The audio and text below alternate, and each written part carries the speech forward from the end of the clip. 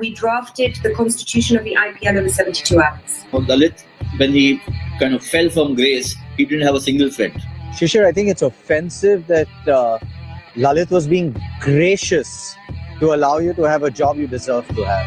I was nobody in the biggest scheme of things. I was no one. IPL journey to my mind was a journey which began out of passion, then moved into disarray, then got process driven, which is why today it's a success.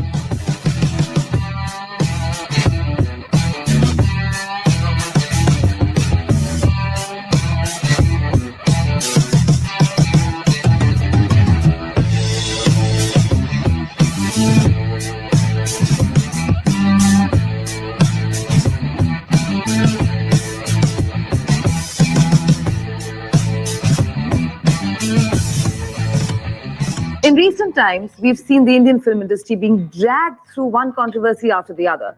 It started with the death of Sushant Singh Rajput, and what followed really was drug allegations of drug use amongst the top film stars of the country. What I'm trying to look at here and talk about here is that cricket, not so long ago, went through its own trial by fire in the form of the Indian Premier League, the very prestigious tournament started by Lalit Modi, who could do no wrong in anybody's eyes when he started it. But what followed thereafter was its darkest hour. Just to quickly take you through a bit of a chronology, 2008 was when the IPL was launched with a lot of glitz and glamour and all of that. 2010 was when the first sign of trouble really came out in the open with that entire tweet war between Shashi Tharoor and Lalit Modi, and the allegations and of bid rigging came out then. After that, Lalit Modi was kicked out of the IPL and the BCCI and pretty much the country, followed by recreational drugs while they were in Pune at a rave party. They were let go. There was no action taken against them, but there was drugs and cricket involved over there. There were charges of corruption, money laundering against Lalit Modi, of kickbacks. 2013 was when it probably went through its darkest ever time, when there were spot-fixing allegations that were made against players of the Rajasthan Royals. Then that was followed by a detailed investigation by the Mudgal Committee, and the quantum of punishment was decided by the Lodha Commission. After that, when the operation cleanup kind of started, it was like a 12-step operation cleanup. Sounded a bit drastic, but suddenly there were no after parties, no mingling with cheerleaders. There was the anti-corruption unit in the ground in the players' hotels. 2014 is when M. Srinivasan was asked to step down. 2015 is when Chennai Super Kings and Rajasthan Royals were banned for 2 years. Raj Kundra and Gurunath Mayappan, promoters of each of the teams, were banned for life. 2015, Pepsi pulled out of the title sponsorship of the IPL because of all the controversies it was being mired in. 2017 is when things started going right back up when Star acquired the broadcast rights for $2.55 billion US. 2019 saw 18.6 million concurrent viewers on Hotstar on an OTT platform, which was unheard of. Viewership was up by 12.8% since the previous year. Cut to 2020 with a global pandemic, and there was so much uncertainty surrounding this tournament. But however, they've gone ahead with it. Vivo pulled out at the last minute. Dream 11 stepped in, albeit at half the amount, but we'll discuss that further on in the show. And that is basically what the journey of the IPL has been. I have got with me today some very, very big names here on this panel, people who are experts in each of their fields, people who've been involved with this sport in some way or the other, or in the world of marketing, and who can demystify this entire journey for us. Let me introduce my panel to you. We have, let me start with the girls. There's Radhika Mulraj. She was Lalit's assistant in the first year of the IPL, and she was with Lalit a lot before that, of course, in a professional capacity before the launch of the IPL. And she's worked very closely with a man who was considered such a marvel, and she'll be able to give us insights into, how that journey was. Then we have Ayaz Memon, the veteran journalist who's so well known and is synonymous with the sport of cricket, especially in our country. We have Shishir Hatangiri, who is now with Baroda Cricket. He's a former player and a dear, dear friend. There is Suhail Seth. I think there's no marketing brain like his in this entire world. So I'm very, very happy to have him on this show. And then there's Mohit Lalwani. Yes, he's my husband, but he's on this show because he was actually a part of, he helped Justice Mukul Mudgal back in the day to try and understand this link, this correlation between betting and sport, and what the numbers tell us. And not because he's a fixer or anything, it's because he's into the world of horse racing, so he gets them. Okay, so now that is that. Let me start with you, Radhika. The start, the boom, Lalit. he was the IPL, the czar of cricket in India. He could do no wrong. Just can you tell us briefly about how everything was conceptualized, how he managed to get all the top names, and what made the IPL such a marvel? Thanks, Mandira. He'd had this vision from a few years before. It actually launched in 2008. It was conceptualized, and he started it in a trial with Rajasthan when he won the presidency there by creating a league in all the states of Rajasthan. After that, him and Subhash Chandra got into a row over whose idea it was, if you remember. Yeah. And then in 2007, in September, he invited the head of Cricket Australia, the British, the England team, and the Indians, and one more, I can't remember, the legal teams and the CEOs, and we drafted the constitution of the IPL over 72 hours. We came back, and on the 13th of September in Delhi, we launched it with Mr. Pawar and Sachin. Of course. Yeah. And then between mid-September to mid-January, all of the tenders were created for the broadcast rights, the kit rights, the stadia rights, and they started putting all the team details together to start the team bidding. And then this idea of the auction, the player auction came up, which had never been done before anywhere. And we didn't have the Indian team who had signed on yet. And they were playing on tour in February in Australia. So I had to fly out the morning they discovered this was missing, fly out that night and get Sachin to sign first, followed by the rest of the team. No one would sign without Sachin signing first. And we flew back the day they flew to Sydney for their ODI. And it was the day the team auction was completed. So I was on a flight while the team auction was happening and had to fax through all of these contracts that were signed so they could be part of the auction. And then the rest is history. We set it up between February and April. And yeah, it was fun.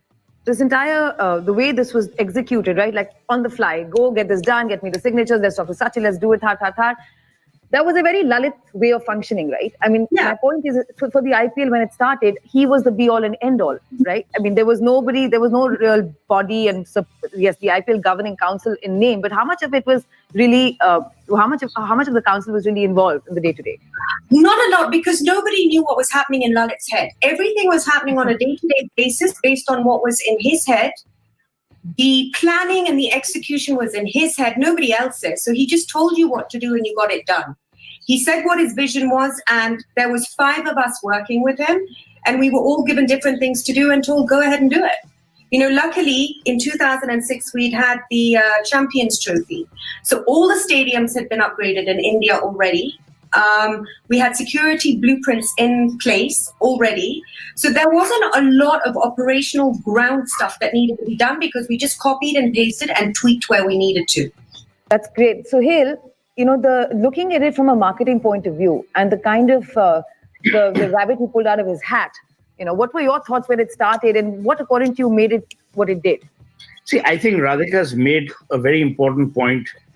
These kind of ideas need entrepreneurial instinct. They don't need committees. David Ogilvy famously said, you don't have statues of committees in any parks, only of individuals. And you needed a man who was insane, like Lalit Modi, because insanity allows you to defy the normative, the structural.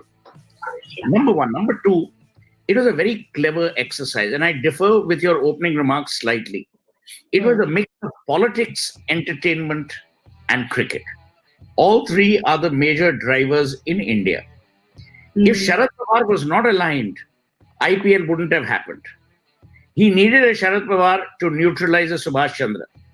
I mean, today Subhash Chandra can be neutralized with anything, but the point I'm making is you needed that. Number 3, Lalit Modi was, and to my mind, you needed that kind of a maverick. It was like Steve Jobs. But remember, Steve Jobs had to be thrown out of his own company. And then when he came back to Apple, he replaced pure passion with process. So the IPL journey, to my mind, was a journey which began out of passion, then moved into disarray, then got process driven, which is why today it's a success. As far as advertisers and viewers are concerned, please remember they are not interested in anything other than the numbers. Star did not do IPL a favor. IPL in turn did Star a favor. You got eyeballs. You got to launch an OTT called Hotstar because of who you were. What did IPL do? IPL created an alternate form of television viewing and on-ground viewing. On ground, you brought the chutzpah of the baseball league, of the basketball leagues of the Americas to India. The cheerleaders got every guy excited because, these guys are used to seeing Tuntun and Helen and whoever the hell they suddenly they saw all these South African well-toned bodies. They went nuts. Plus, it was a damn good outing. It was an outing which was family-oriented. It was also family viewing. Having said all of this, I genuinely believe it is one of the finest marketing movements that post-independent India has seen. If I were to value that brand would be in the top 5 brands. The fact that today all of us respect what IPL has done and what IPL has achieved is a huge tribute to Lalit Modi. I'm a great believer in this country, we change our affections with the passage of power. Give the man credit. Was he insane? Yes. Was he boorish? Yes. Was he rude? Yes. Did he create a great movement? Yes. Has IPL been successful? Yes. Did he make money on the sly? I don't know. But the point is, give the man credit for what he did and how he thought of it. Finally, in my opening remarks, all I will say is that cricket is today relevant to a largely youthful population because of IPL. And most importantly, in a country starved of choices of going out, of entertainment, IPL ticks all the boxes. And I will doff my hat to the enduring potential and the capacity of this brand to touch a myriad lives. That is where consumers don't buy brands, they buy benefits. You don't buy Tide, you buy the whitest wash. Today, people are buying wholesome fun out of IPL, and that will be its biggest contribution to post-independent India. Just to touch upon what you just said, yes, Lalit was a maverick, had this huge dream and brought it to life. Full credit to him, And in that, we saw this explosion of sport and this wonder that was created. And the IPL, no doubt, is fantastic. The fact that it has survived Lalit's ouster obviously also means that it's not dependent on one man. Ayaz, I want to bring you in here as with your observation and your coverage of cricket in all these years, and as a zoomed out perspective, more like what really went wrong there, and why did the IPL have to go through the low that it did? Well, I think it was lack of checks and balances. We've all extolled the virtues of Lalit Modi, and he had a kind of a carte blanche to do it. And what Sohail said is absolutely correct. I think the great role that Sharad Pawar played, being a very pragmatic man, and a politician of some or very high stature and who could get things done his own way, he never put an obstacle in Lalit's path. And he ensured that nobody in the BCCI, which is filled with fuddy-duddies and people who just valued their kursi more than anything else, would have kind of blanked out the idea. And I'll tell you why. Because in 2000, if I remember the year correctly, Lalit had a very similar proposal for a one-day league, one-day matches. T20 hadn't come in then. He had come from the US, bustling and bristling with aggression and wanted to do things in sports. He started the ESPN chapter in India. And then, of course, he became part of the BCCI. And, he was a much younger man in 2000. And he just couldn't find elbow room to get ahead where the BCCI was concerned. So I think he was also kind of losing patience because he wanted to do something. And he came from a privileged background. So this came, it was very opportunistic for him. When Pawar and Subhash Chandra had this contest over broadcast rights, and Subhash Chandra, in an emergency kind of a situation, launched the India Cricket League, and then something had to be done to protect the BCCI's interests. That's when they kind of unleashed Lalit, who was raring to go. He was just waiting for an opportunity like this. If the others had taken over, I dare say that we would have been waiting till 2025 or 2030 for the IPL to start and not in 2007. So, What do you say, Shish? yeah, so he kind of just took a path. I think that, the speed at that point in time was the essence. As Radhika mentioned, he had 5 people doing different things. It was all there in his head. And when you say maverick, he was autocratic, he was mean, he was bullish. Some of the adjectives I'm borrowing from Suhail, but he got his way and he got things done. But what didn't happen properly, and this is all benefit of hindsight, not enough checks and balances. So I've asked frequently, what was the governing council doing? There were politicians there. There were famous lawyers. There were former cricketers, 3 of them, former India captains. So, where were the checks and balances to foresee that you might run into some kind of a problem? This has happened across all sports historically. Big rush of money develops an underbelly. If you don't have checks and balances, there are going to be problems, and then sometimes when it goes a little belly up and you see the rot there and you wonder what the hell, I didn't imagine that it would be, all this was going on, because everybody thought it's such a wonderful thing, which it was. One of the great things that the IPL did as a tournament is not just kind of fed the insatiable appetite in India for cricket, but it just drew in so many women. For Test cricket and even ODIs, there were not women in the audiences. This became, young moms and dads, women of an older generation coming there with their kids saying, wow, this is like 4 hours entertainment. Bacche bhi khush, main bhi khush, dance bhi dekhenge, cricket bhi dekhenge, So that became, I think, the biggest hook, apart from the fact that, some of the biggest business houses were involved and, seeing an auction for the first time on television. I remember Adam Gilchrist, I think, was the cricketer who said this. And he was one of the players up for auction. And he says, we feel like we're horses being sold and bought. It was strange even for the players, but it happened. But fundamentally, just to kind of give you an idea of what went wrong, and very soon after the launch in 2007, by 2009-10, these things started showing up, was lack of checks and balances. What also helped was India winning the T20 World Cup 2007. Yeah. So it was an instant boost for the tournament. The T20 format got a big leg up. Absolutely. In fact, let's talk about the BCCI for a minute. Like you said, it lacked the checks and balances. The IPL became such a huge property. Financially, it brought so much to the coffers of the Board of Cricket Control of India. In 2010, when the obvious, issues were going on, and we could see the body language or the strife within the BCCI with regards to Modi and his role. Trish, when did it really start? And what, with the whole, I remember at that point in time with Shashi Tharoor's whole issue, etc., it was almost being seen as they were using that as an excuse to quickly kick him out while they could. At what point did the BCCI really think that, okay, this is becoming a bit of a monster, ab isi ko nikalo? It's always been the case in Indian cricket or world cricket or any administration where when you sense the insecurity of one person becoming bigger than the institution, generally you will find a lot of people looking at you with a touch of jealousy. And that is something I think that happened with Lalit. He was becoming bigger, larger than life. And, he was allowed to do whatever he wanted till such point as people around him felt insecure. And they felt that, this guy is probably going to capture the shelf space of cricket in India. And Sohail's a marketing man. He'll be able to tell you that, there was a new SKU on the shelf of cricket, T20, IPL. It provided something different to every young cricketer who aspired to play, a livelihood. I've heard a lot of young cricketers tell me, make money or motivation because at least you can make something of your life.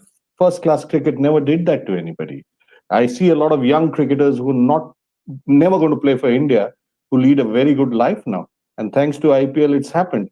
So I think everybody was finding their way into the game, into the new format, into the new culture. You had young kids coming from rural India. The fact is, it was a cultural change in the way we looked at cricket.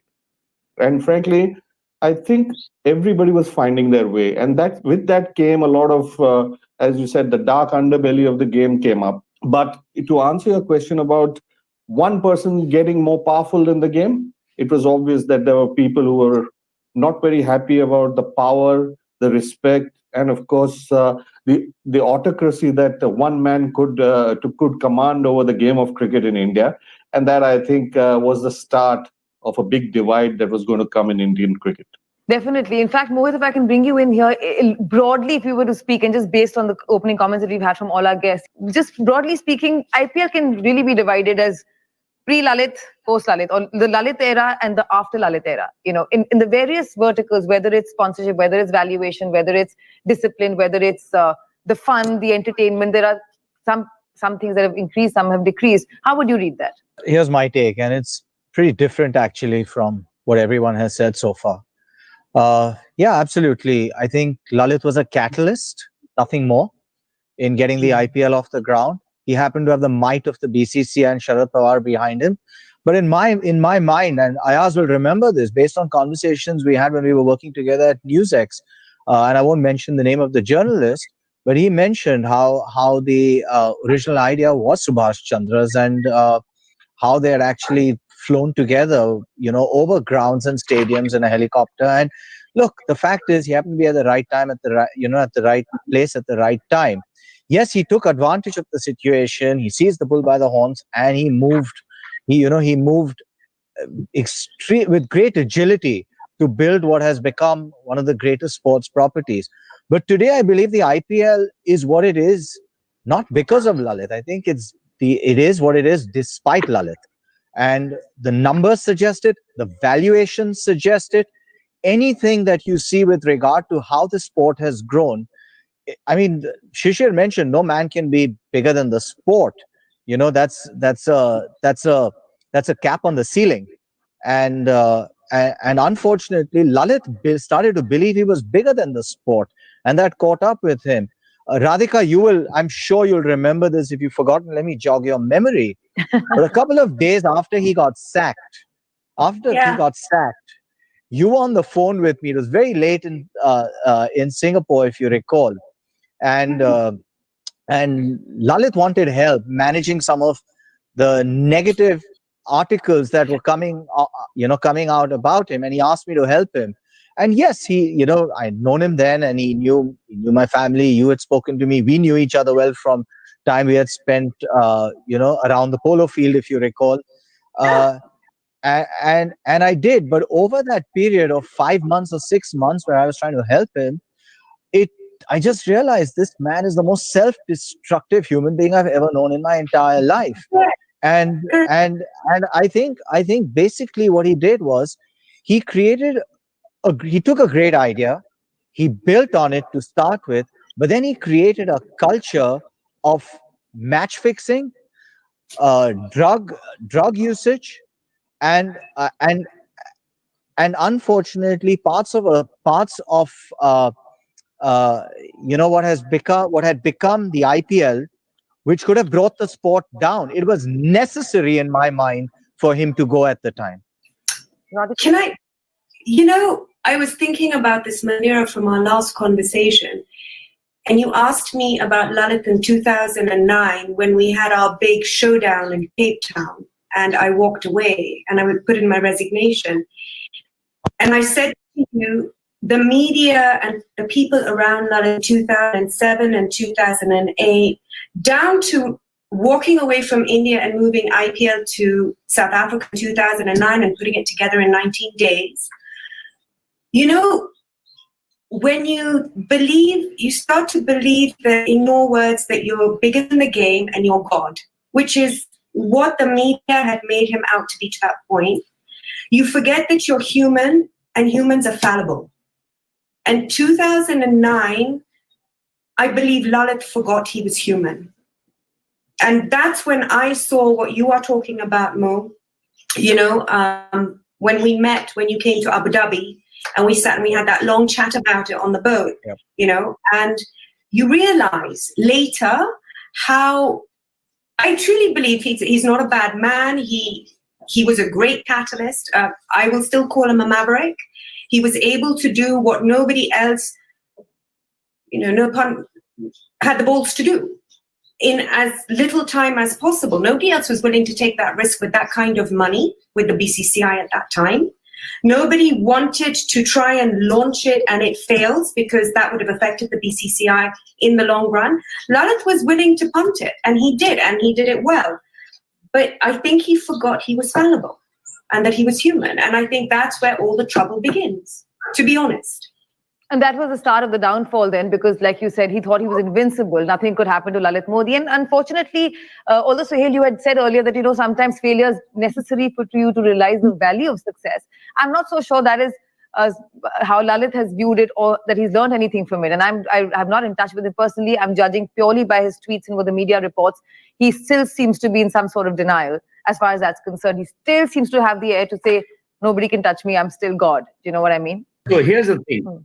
When I was talking about brands recovering after failure, I was talking about the overarching brand and not just Lalit Modi. See, Lalit Modi is an individual who thought he was infallible. All gods in India have feet of clay. A, B, we are very good at bringing people down. It was not if he would be brought down, it was when. And the first opportunity that people got, they brought him down. And they brought him down severely. The fact that on his Instagram, on Facebook, he keeps revisiting the fact that he launched and he founded IPL, blah, blah, blah.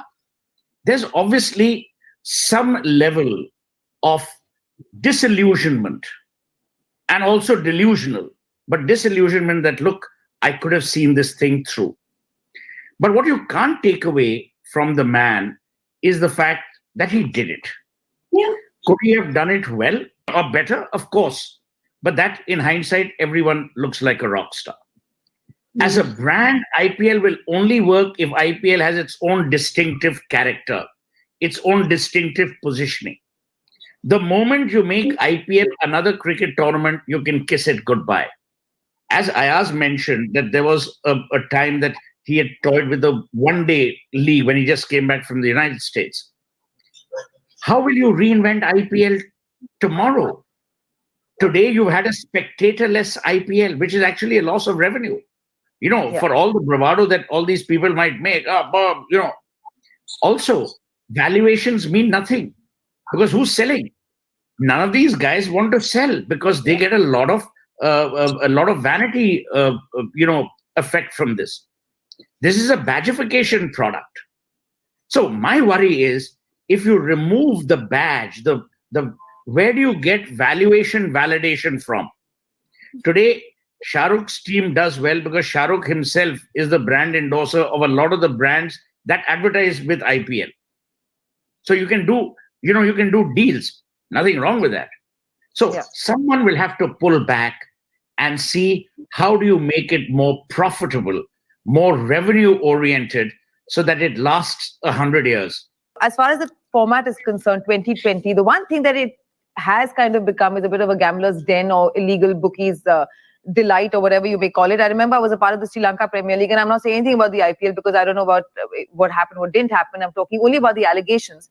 Likewise, in the Sri Lanka Premier League, where I was a part of that tournament because I was anchoring it, there were a lot of murmurs of fixing, and the ease with which one could fix or attempt to spot fix, etc., for a 2020 tournament. Now, in light of that, when you see what's happened with the Indian Premier League and the allegations against the Rajasthan Royal players, there was Srishant, Ajit Chandila, and Ankit Chavan, who were then asked to not play, etc. They were banned, and I think Srishant's been allowed after that. Anyway, point is that the 2020 format is such that it becomes very attractive for the underworld, underbelly. I just want to say one thing, Mandira. The punishment that was given to the erring teams was too mild. You can't suspend people for 2 years and then bring them back if they have behaved so abominably.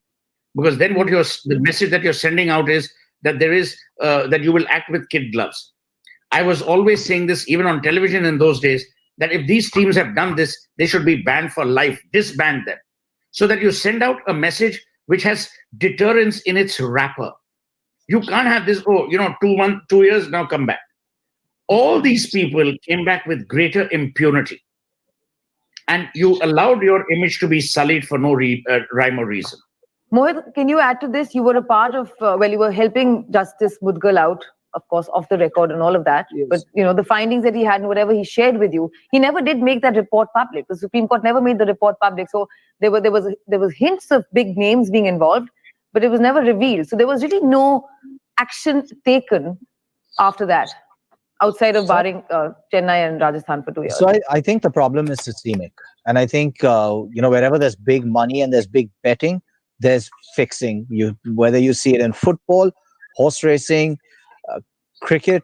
I mean, cricket is small compared to what happens in the world of football, but it happens, and it happens a lot. I think the advent of exchanges in the world has helped that situation because there's greater transparency. But the fact is, it was a big problem. I'd like to make, and before I come to the big names, and I'm not going to mention them, but I'll tell you what happened.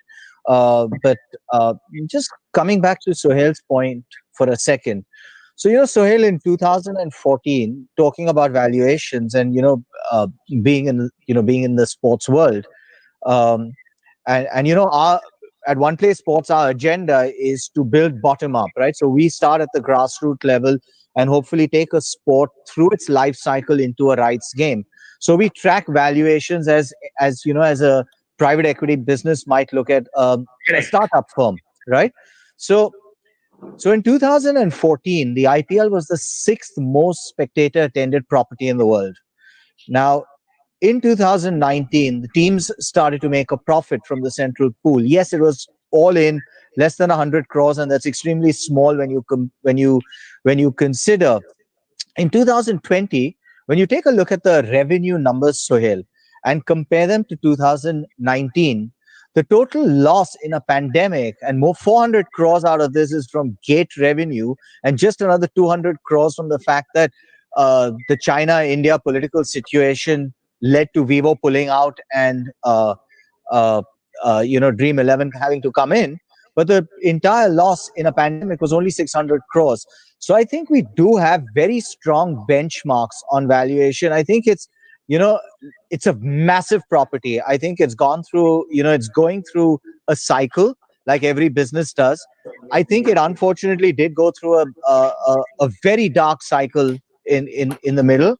And having an institution to come out and save it as against a white knight, I think was essential. And, I think we've seen the resurgence of the IPL because the BCCI was able to step in as an institution. And I'm not saying A within the BCCI or B within the BCCI did that. But the fact is also, if you take a look at the corporate teams and the names involved, it's a privatized league now. It's governed by the BCCI. It's managed by the BCCI. And of course, the commissioner is the BCCI, just as you would see with the NFL or the NBA or the EPL, right? But the fact of the matter is that there's big bucks riding on this with corporate houses, be it Reliance, be it Jindal, whoever it is, there's big money riding. And I think it went through its baptism by fire. But I think at that point it needed an institution to pull it out. Does it need a white knight at this stage? I actually don't believe so. I think it's on the right path. I think the teams are starting to see profitability. I think we're, if it's governed well and it stays clear of politics, I think we're sitting on something huge. Coming back to Mandira's question, if you actually consider the meetings I had with Justice Mudgul, yes, there were some big names who were being questioned. Indian national players, and some of them were not forthcoming, and they only actually began to talk a little bit once they were said that, look, your names will be mentioned and it will be it'll start becoming public. But the fact is that, look, I don't bet more than a few hundred rupees for the fun of it, and that too on horses, which is completely legal in India. But the fact of the matter is, I live. I've grown up. I've lived in a space where we understand betting. We understand how races are fixed. We understand how cricket matches are fixed. We understand how football matches are fixed. And I'm sorry to say that it is a major problem. It's something that the integrity guys at the ICC are looking at all the time, at the BCCI, at Cricket Australia. I'm sure Shishir has a team at the BCA that's constantly looking at integrity. But the fact of the matter is that it's, with a very short and unpredictable shelf life, high pressure cricketing career, if you will, this is just the easiest way out, and the money's too big. And the problem is that when you as a player get involved right at the beginning of your career, if you do, there's no getting out of it. It's Sohail, if you will, it's sleeping with the mob. There's very, very little you can do. But I mean, I don't want to labor the point with Mandira, and let's move to the other panelists. One very quick point. I referred to this earlier about 3-4 years ago. You have to divorce ultimately IPL into a special purpose vehicle. If I were the BCCI, I would create IPL and I would do an IPO with IPL. Please remember, the initial owners were handpicked by Lalit Modi. If you were his pal, you got a team. If you weren't his pal, you didn't get a team. There was no transparency. Yeah, but that's the way autocrats function. I mean, and Sohail, I think the idea of an IPO is better than any idea Lalit has had. No, but sorry, if today the BCCI does an IPO of the IPL, 3 things will happen. Number 1, if my business is 500 crores, the valuation becomes 500 if someone's willing to buy it. I can say, yeah, my business is valued at 1,000 crores. Was dega con? Number 1. Number 2, the IPO will force disclosures that we haven't seen. We don't even know what the admin costs are. The third, your shareholders are actually your players as well. Those guys get the short end of the stick. The BCCI has been largely cruel towards cricketers, and Shishir mentioned it very well when he said first-class cricket. Cricket is not about the 11 guys who represent India. It's about all the people who've given up their lives to play cricket, whether first class or not. My advice would be that please consider an IPO, because an IPO will give you real value. It will allow more participative, it'll be a participative democracy. And what's more, if you started as an IPL which was city-driven, Delhi Daredevils, Chennai Super Kings, Rajasthan Royals, you then allow me to take part in the growth/decline of that team. I'm therefore invested, not just as a spectator, but as an investor. Trust me on this, they will mint money like they've never imagined. So I think Sohail makes a valid point. Just to take you through some numbers, Sohail, the teams at an average spend about 167.5 crores on during a season, and that average they're making about 270 crores. So if there's an opportunity to IPO, if it's allowed within the framework of the BCCI, and I think Shishir would be the right man to answer this, and if there's an SPV possible, I think it's a brilliant idea actually. Of course, SPV is possible. Yeah. Of course, it's brilliant. These are all great ideas. The question is whether the BCCI would like to part with something that they believe is theirs. But you part with 26%, and let's say BCCI keeps 74%.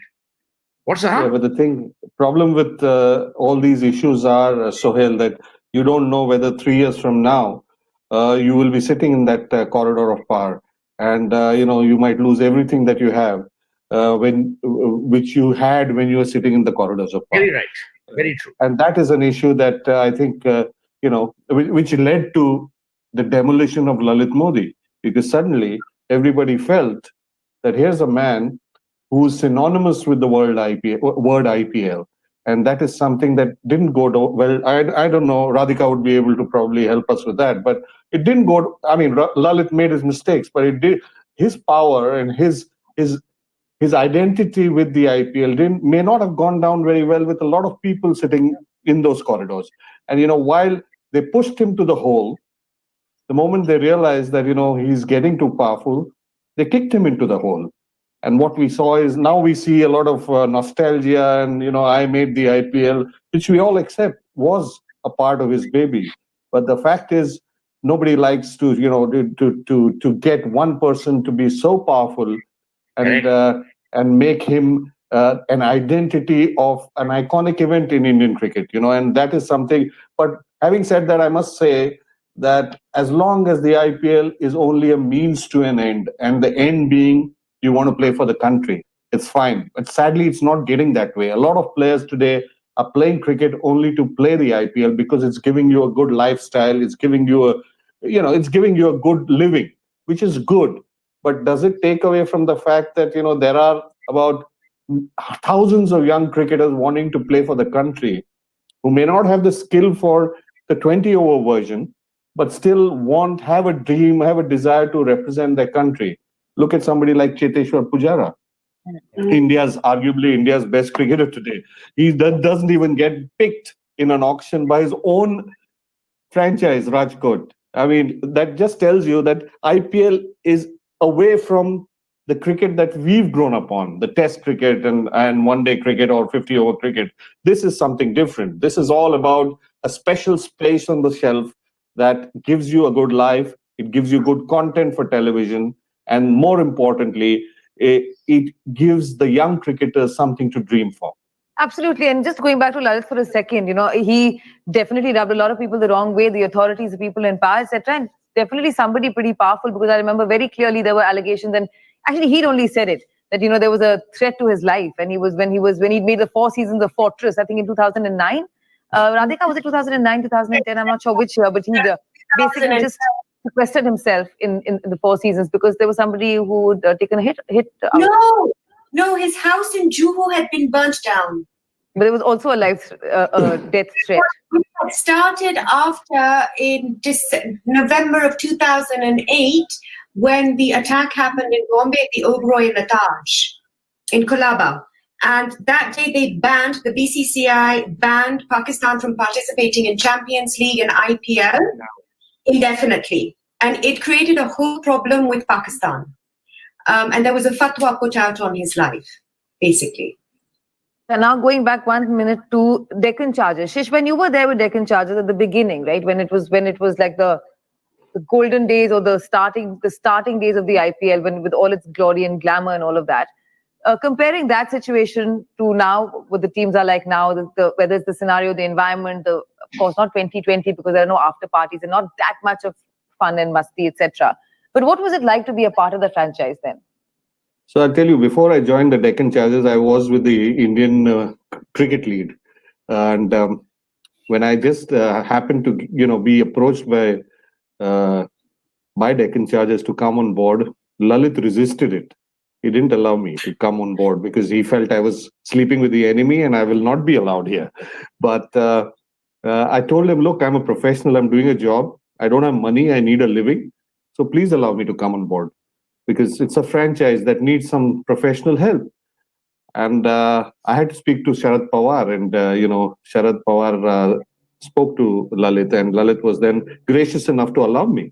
But I was just doing a job, and I felt my job was to, go through talent and pick talent for a certain price, and perceive talent. We picked Rohit Sharma when he was not one of India's biggest stars in the first year, and for 850,000, if I am not mistaken. So you had to use your cricketing acumen, some insights into the game, and your vision on what a player would be in a certain format, because T20 was not a tested format. So everybody was trying to figure out where you're going to land up in the years to come.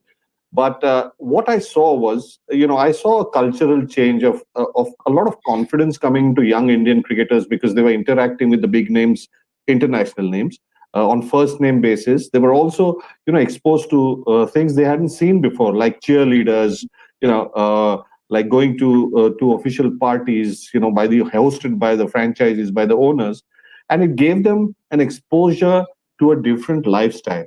Now that exposure you can use to your benefit, or you can use to your disadvantage. It's where you go from there. It's about imbibing the right things, and if you can do it well, it only helps you grow as a person. But if you don't do it well, then you know where you can land up, in jail, or you can be doing the wrong things, because there is easy money. I know, as Mohit says, where there's money, there's going to be a little bit of foul play, or a lot of foul play. But you need to realize that you're in this game because of your skills, and because this game is giving you everything, more than more than money, it's also your credibility at stake. Players have realized if they want to sustain their lifestyles and earn money, they've got to be doing well here. You see, you can excuse at the most, if you don't get picked for a Ranji Trophy match, you lose about 30,000 rupees a day. Doesn't happen in the IPL. And they know they've got to play well in first-class cricket to be recognized for the IPL. So, it's about holding on to the job you have and doing well at it if you want to sustain yourself and, just create a lifestyle for yourself. I think Ayaz wanted to come in with something. Go on. Yeah, Ayaz. I think I'm just trying to bring the narrative back to the fall and rise of the IPL rather than the virtues of T20 cricket. So look, I think really the issue about Lalit and all, Lalit, when he kind of fell from grace, he didn't have a single friend. So that was part of his personality, the way he dealt with people. Not in the political landscape did he have any friends, nor in the BCCI, nor in the corporate sector, nor the friends that he brought in to buy teams. Nobody went out of their way to say, no, we must resurrect him and save him and etc. and etc. It didn't happen. I also think that in the early stages of the IPL, what happened was, because it became such a roaring success, it also assumed a certain kind of licentiousness, which went, while everybody was crazy about the game and the masti and mazak, there was a kind of almost vicarious delight also in knowing what else is happening, in the after parties, and there was a cultural aspect to it, which found actually resistance within. I mean, the BCCI, some sections of society, and that, when for instance, when things started unraveling, some players taking drugs in a Juhu hotel or some party or etc. It may have been a stray instance, 2 players, not 200 players, but it started reflecting on the man. The baseball league has gone through a crisis very early in its life. So has basketball. Amongst the top 10 players in tennis in the ATP ranking have been found, guilty of tanking matches. It's happened in football. Mob has gotten and shot down players. So all of this happens, and that there was a lesson in all of this which should have been absorbed very clearly. And remember, 2008 was not very far from 2000 when the Hansi Cronje match fixing scam broke. So the Indian Cricket Administration should have certainly been more alert, more robust as to what is happening, and put preventive measures. I completely agree with Mohit that, can you stop fixing completely? You can't. It's human nature, but you can put in as many checks and balances as you can, which is what it took them a while. So now what we've seen is the focus is back entirely on the cricket, not so much on who's dancing with whom.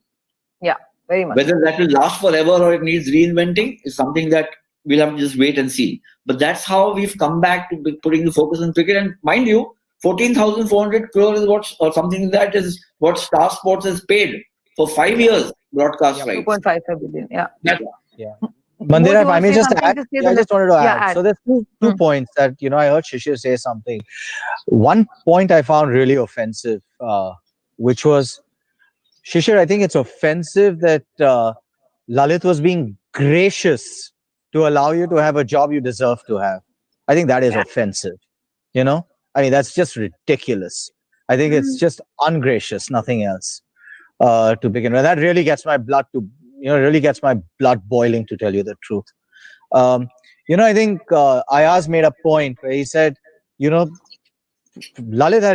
had no friends once his demise came, once his fall came. But you know what? Lalit didn't have any friends even before. Look here before you leap, for as you sow, so shall you reap. And look, we can go on and on and on about this. But Shishir mentioned there was no mentorship. If he was the commissioner, cocaine parties, match fixing should have been on his radar. Absolutely. I'm sorry. We cannot wax lyrical about somebody who actually, in my mind, was a catalyst. But if he had been allowed to stay, would have brought this game and the IPL down to its knees. Guys, I'm going out on a limb by saying this, but he would have tripled this guy won't get sued. Mandira, I hope you've got a will settled with Mohit. Because he's going to get sued. Lalit, he'll sue the shit out of you guys. Next lawsuit in the works. Listen, but that's my question to Radhika. Look, What? he's done a lot of clever things. She ran away right? to Africa. Yeah, where else did she go? She's gone to. Well, Radhika's done. I mean, Lalit's done a lot of good things in his life, right? A lot of he's been credited for doing, especially the IPL, right? The IPL, he says, was his baby. What after? Nothing. Where's the next success? Nothing. The thing is, Mohit, after that period of you and I trying to help him, Yeah. we were speaking to him because that's when we discovered it was all about him, and he didn't care about the fallout for anybody who had worked for him, for anybody who had had anything to do with him, because he hopped, skipped and ran to England and everybody else was investigated. And I remember having to be flown. Yeah, that's right. I had to fly back to Bombay from Nairobi because I got a call from Sundar saying, income tax need to investigate you. And I said, but I'll do it on the phone. He said, sorry, you have to come back to India and you have to be investigated. I said, fine. I flew back and I really was nervous. Honestly, I've never been so petrified because I hadn't done anything wrong, but it was guilt by association for a very long time. So I sat with income tax and for 4 hours, they harass you and they harass you and they harass you. Anyway, net, they said, no, you're clean, you're good to go, but it was fun. And I was just like, okay. Evening, yeah, but that's interview Lalit for like the 10th time. He was so irritated because there was a match that evening. So he'd gotten dressed. He went in, he had a go at them. And I happened to walk upstairs because I had some paperwork to do. And I'd stopped going to the matches. I just worked from the Four Seasons, got my work done, and did my own thing. He saw me, he said, you know what? Let me go. Why don't you confiscate her PIO card and her Kenyan passport? Take her into custody. Oh my God. I think that says And it all. this is why he has no friends.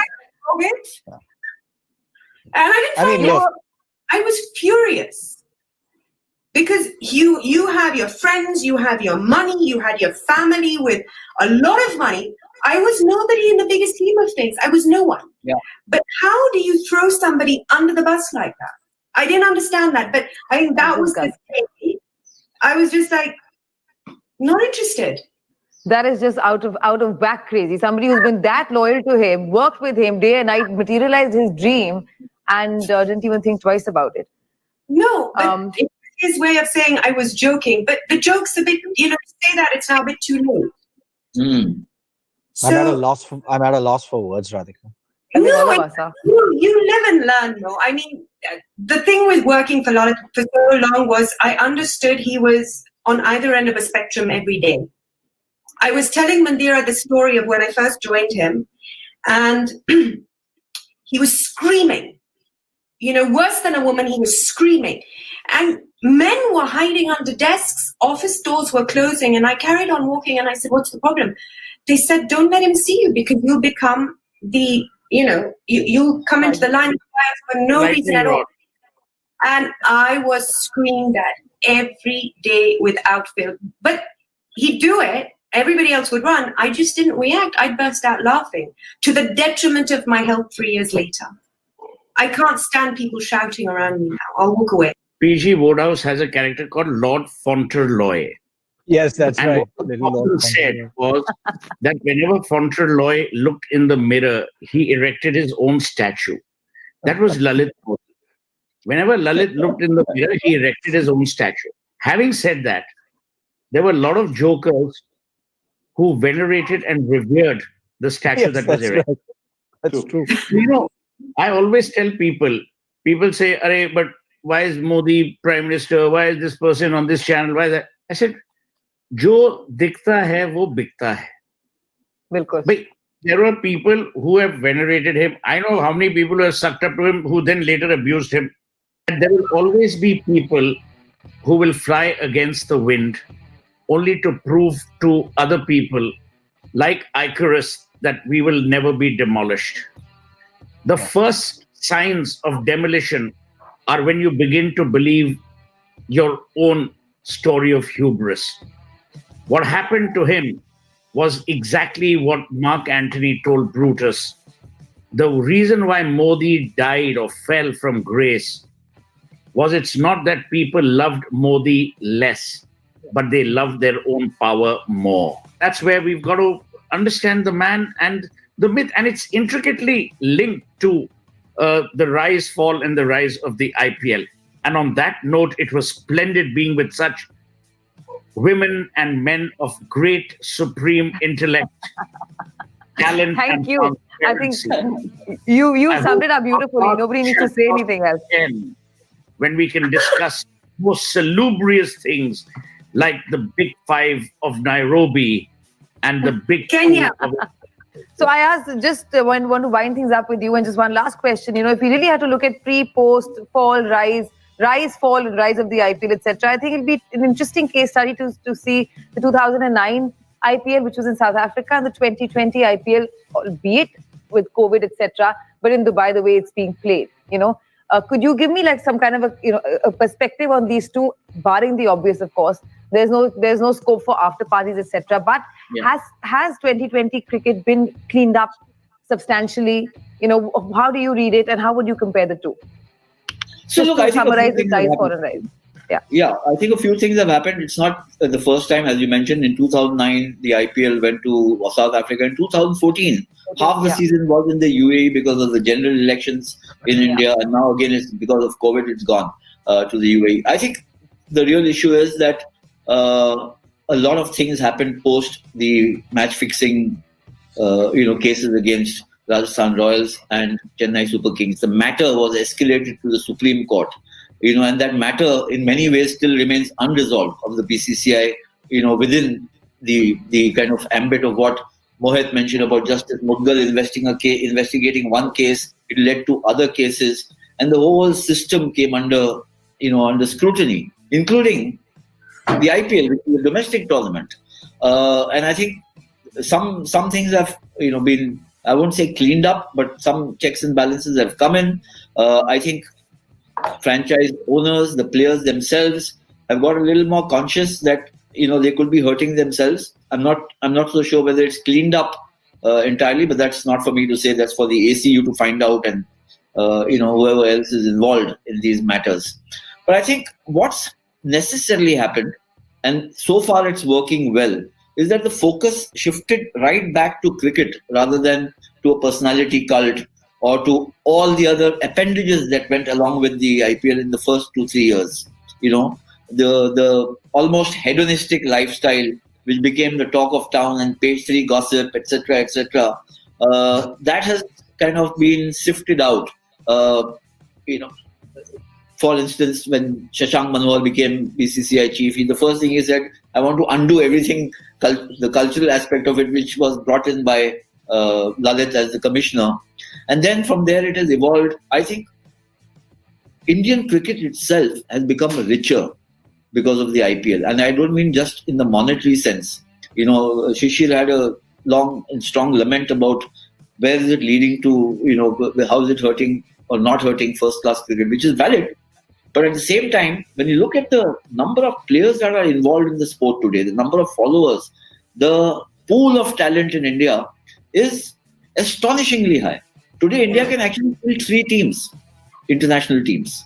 That's the wealth of talent that we've got, and some part of it, at least, has to do with the IPL, and which is the cricket player in the IPL. And Radhika mentioned about, if you rub shoulders with a Mike Hussey or a Andrew Simons or a Ben Stokes or a Steven Smith or a Virat Kohli or an MS Dhoni as an 18, 20-year-old, 21-year-old, you can only gain. You can't lose. You have to gain. And that is showing through. So I think now it's a question of how well it is harnessed. Mohit mentioned that, or somebody, I think maybe Sohail mentioned that if you don't take care of the property, you could kill the golden goose. But you have to kind of reimagine it every now and then, improvise on it, recast it when needed, stay ahead of the curve. It is the 6th largest or 6th most valued sports property in the world today. Why can't it be number 3 or number 2? Is there enough being done to spread the gospel of the IPL? Why can't we have 12 teams or 16 teams with 2 groups, and make it a little more lively and competitive going ahead? Maybe not now, but maybe in 3-4 years. Things like that. How do you take, make it into, it is already a global brand. How do you make it more riveting in the participation of fans? I think a lot of North America still remains unexplored. So from the fan point of view, status point of view, that these are things I feel that need to be done. But clearly the trajectory from 2010, 11, 12, 13 has been up and up. And hopefully that's the way it's going to go. And like we all basically have summarized and said throughout the show, is that the ultimate winner and the ultimate hero is the sport. As far as India is concerned, it's cricket. As far as cricket is concerned, at least in India, for the young generation, for the women, for the larger audience, it's 2020 cricket, and then what greater than the Indian Premier League? Also, just like a small example of the many things that the BCCI has done to fix its image, to fix all of this, has also been like last year, for example, 2019, they did not have an opening ceremony and in fact donated so much money to the armed forces.